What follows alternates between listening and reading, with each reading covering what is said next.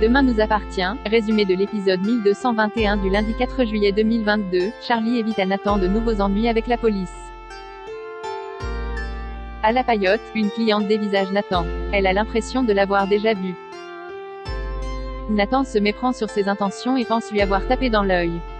Cette même cliente le filme un peu plus tard sur la plage alors qu'il met de l'ambiance. Elle en profite pour lui demander son nom. Cette cliente envoie ensuite les images à son mari qui lui confirme que c'est bien Nathan qui lui a volé la montre de sa mère l'année dernière. La cliente confronte Nathan qui nie les faits. Mais elle se souvient parfaitement du numéro que Nathan leur avait fait pour les endormir, elle et son mari. Cette cliente est déterminée à aller voir la police et quelque chose lui dit que Nathan a déjà eu certainement des antécédents judiciaires. Nathan la supplie de ne pas le faire, mais sans succès. Charlie vole au secours de Nathan. Elle plaide la cause du jeune homme qui n'a pas une vie facile. Sensible aux arguments de la jeune femme, la cliente accepte de ne pas porter plainte. Pour la remercier, Charlie lui offre sa note, mais elle veut la retirer de la paye de Nathan. Nathan s'insurge et rappelle à la jeune femme qu'elle l'aidait à faire les poches des clients l'année dernière. Charlie accepte de passer l'éponge pour cette fois. Timothée veut aller voir une professionnelle. Timothée désire faire appel à une prostituée qui saura répondre à ses questions et qui ne sera pas blessée s'il n'aime pas faire l'amour avec elle. Il espère du soutien de la part de son père, mais Victor se montre récalcitrant. Il explique à son fils qu'il n'existe pas qu'une seule manière de faire l'amour et qu'il s'agit d'une question de feeling. Timothée le reprend, c'est une question de pratique, comme lui ont expliqué Anna et le docteur Chardot. Victor apprend ensuite à son fils c'est illégal d'acheter des services sexuels en France. Victor conseille à Timothée de parler à Elsa, persuadé que s'ils se disent les choses simplement, tout ira beaucoup mieux entre eux. Mais Timothée se méprend et décide de parler à Elsa de son idée de faire appel à une prostituée. Victor lui déconseille fortement de le faire, car Elsa risque de mal le prendre. Timothée ne l'écoute pas et fait part à Elsa de son idée d'aller voir une prostituée pour lui demander des conseils. Elle réagit mal. Elsa se montre ensuite blessée quand Timothée lui confie qu'il ne prend pas de plaisir quand ils partagent un moment intime. Timothée retrouve ensuite Anna qui essaie de lui faire comprendre que ce n'est pas en parlant sexualité avec une inconnue qu'il va lâcher prise avec Elsa, mais en discutant avec sa petite amie. Timothée et Elsa se retrouvent plus tard et se réconcilient. Timothée confie à sa petite amie qu'il ne comprenait pas ce qui le mettait à l'aise quand ils ont fait l'amour, et qu'Anna l'a aidé à y voir plus clair.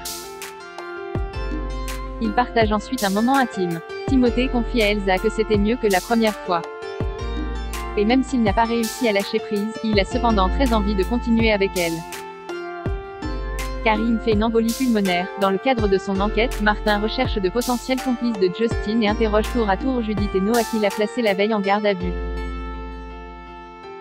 Au cours de son audition, Noah admet connaître Justin. Son grand-père faisait appel à lui en période de forte activité. Mais Noah ment ensuite à Martin. Il lui affirme que Justin n'est qu'une connaissance et qu'ils ne sont pas restés en contact. Martin le met face à son mensonge en lui lisant l'un des messages qu'il a envoyé à Justin et il demande ensuite à Noah d'arrêter de lui mentir. Noah explique à Martin que Justin a mal pris qu'Alex lui propose un mi-temps alors qu'il s'était engagé à le garder quand il a racheté le mât. Il lui avait alors dit se de méfier des Delcourt-Bertrand. Justin pensait qu'il n'hésiterait pas à le virer quand Judith en aurait marre de lui. Noah se justifie ensuite sur le fameux SMS dans lequel il écrit qu'il détestait les Delcourt-Bertrand. Il était énervé après sa rupture avec Judith et n'en pouvait plus qu'elle passe son temps avec Jordan. Noah clame ensuite son innocence et il prend la défense de Justin, persuadé que lui non plus n'a rien fait à Alex et sa famille.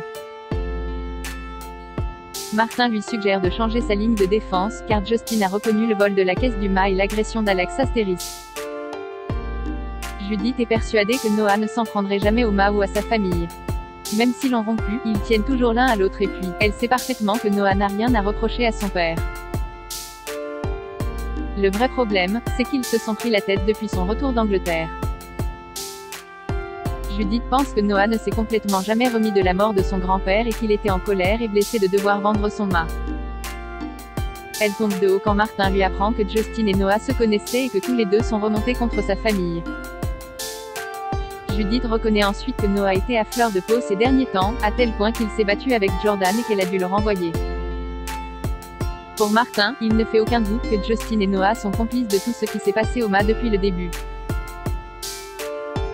Le témoignage de Judith confirme les soupçons de la police. Noah était à fleur de peau depuis qu'il a perdu le mât de son grand-père. Il en voulait à Judith de l'avoir quitté et il ne supportait pas de l'avoir flirté avec Jordan Roussel. D'après Martin, il avait assez de raisons de passer à l'acte, surtout si Justin lui a monté la tête. Mais il manque d'éléments matériels pour le prouver. Le procureur décide de prolonger les gardes à vue de Noah et Justin pour permettre à Martin de creuser cette piste. Pendant ce temps, Judith culpabilise d'avoir témoigné contre Noah. Elle a l'impression de l'avoir trahi et de lui avoir attiré des problèmes en disant à Martin qu'il s'est battu avec Jordan. Judith ne digère pas que Noah lui ait caché connaître Justin, et même si son attitude l'a déçue. Elle ne pense pas que Noah soit capable de s'en prendre au mât, empoisonner un bassin et mettre en péril la vie des autres. Alex se range de son avis. Chloé essaie de rassurer sa fille et lui conseille de laisser Martin faire son travail, certaine que Noah va être libéré. Robin a une consultation avec Bénédicte et lui avoue qu'il attendait ce rendez-vous avec impatience. Il lui confie ensuite que c'est toujours un plaisir pour lui de la voir. Mais Bénédicte lui annonce que son collègue va la remplacer, car elle est très prise. Elle pense que son collègue sera plus à même de traiter sa capsulite. Robin se confond en excuses. Il pense l'avoir mise mal à l'aise au cours de leur dernière séance. Robin lui jure ensuite qu'il se comportera bien. Bénédicte se montre très claire, elle est une femme mariée. Robin quitte l'hôpital.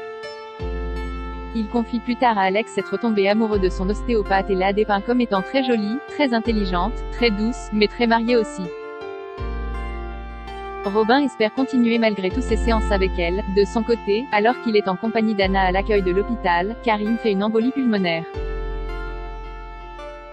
Pris en charge à temps, il est désormais stable. Anna ne comprend pas comment une telle chose a pu se produire. Karim allait mieux et devait sortir bientôt de l'hôpital. Renaud lui explique que sa blessure au couteau a créé une plaie veineuse et un hématome compressif. Lorsqu'ils l'ont opéré, la levée de l'hématome a dû libérer un caillot qui s'est formé dans la veine, ce qui a dû provoquer l'embolie pulmonaire. Karim va être placé sous héparine, mais le traitement pourrait trop fluidifier son sang, ce qui provoquerait des complications hémorragiques. Il va être donc placé sous surveillance constante. Victoire et Renaud tentent de rassurer Anna. La nuit est tombée, lorsqu'un individu arrive sur une barque au mât et détache les poches à vitre